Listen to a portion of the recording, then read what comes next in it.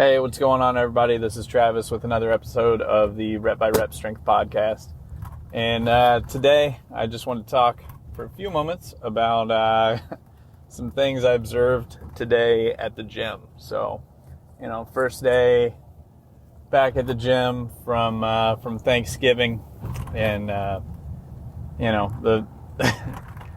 was doing my own training, but there's still a bunch of guys that come in and train, and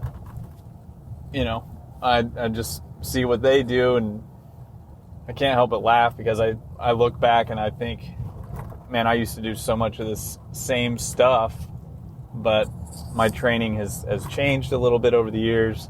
The sequencing, exercise selection, a host of other factors have changed throughout the years as I've learned more about what I thought I knew at 18, 19, 20, and even now, there's times I'll talk to other coaches, I'll go to conferences, read whatever, and suddenly a new light bulb gets me thinking about, oh man, I should be doing X, I should change this, I need to modify whatever this is for my training and to make it more effective or whatever.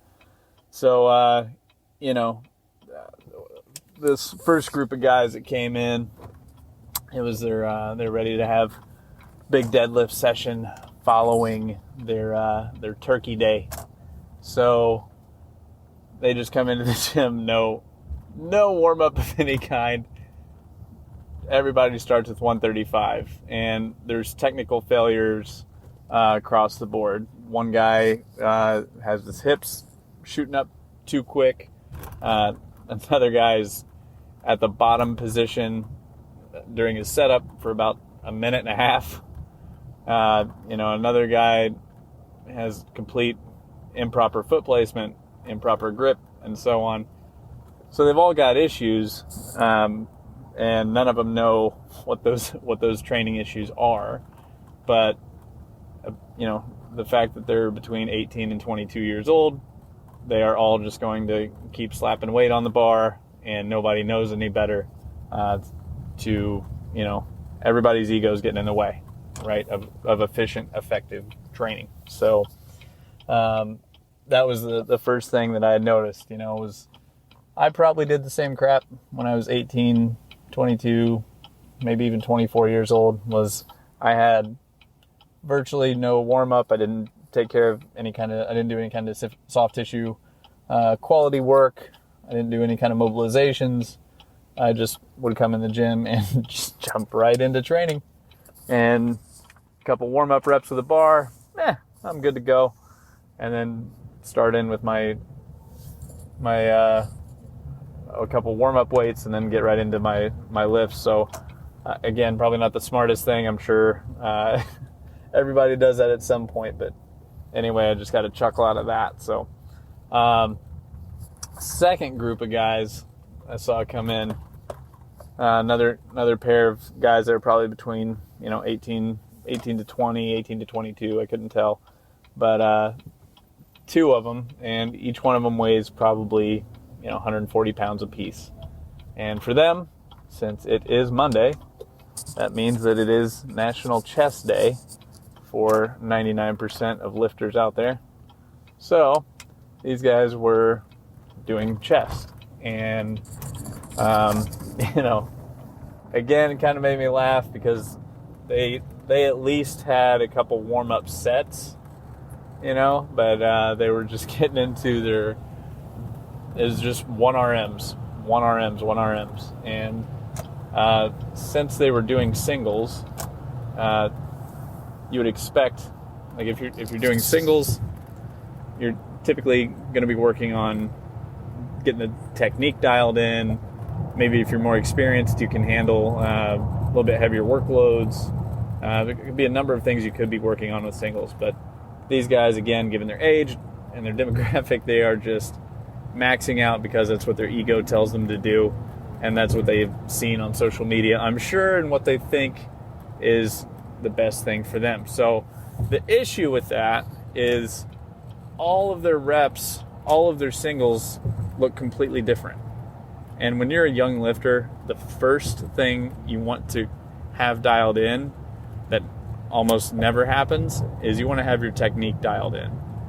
You want to get technically proficient so that you can safely, progressively overload your body. That's what should happen, but it very rarely does. So, these guys probably did 10 to 15 sets of 1 rep, and all of the reps looked very different. So that's an issue. But anyway, after their 1RMs that looked vastly different, then their sequencing made zero sense. So they went from that and then went into chest flies for like sets of 3 to 5, and then popped over to incline bench for sets of 2 to 3. Again, you guys are just, I'm sure this is stuff they've seen on social media, or, they're talking about their pre-workouts that they're taking, blah, blah, blah. And I'm sure they think it's cool just to go in, max out, do singles, and probably to the best of their knowledge, that's how you get big and strong. And to a degree, reps of 1 to 5 do have their place. Or sets of 1 to 5 do have their place. Absolutely.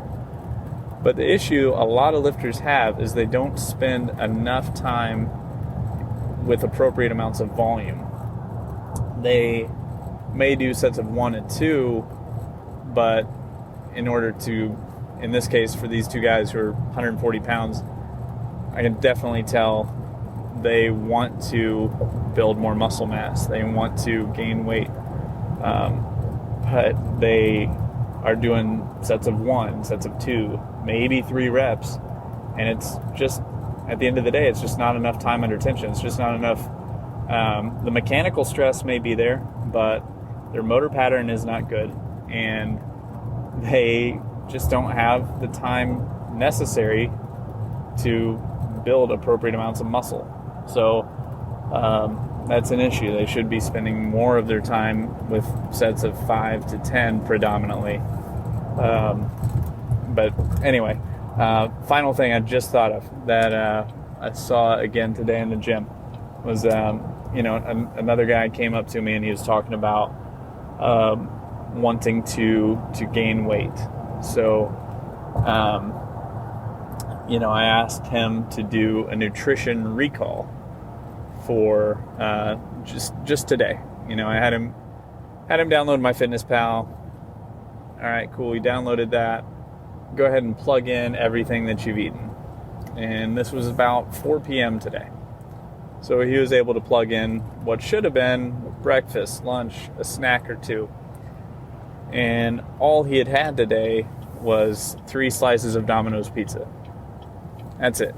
So 3 slices Domino's pizza, pepperoni, put him at 900 calories. His calorie requirement just to maintain, not even to gain weight, just to maintain is 3,100 calories.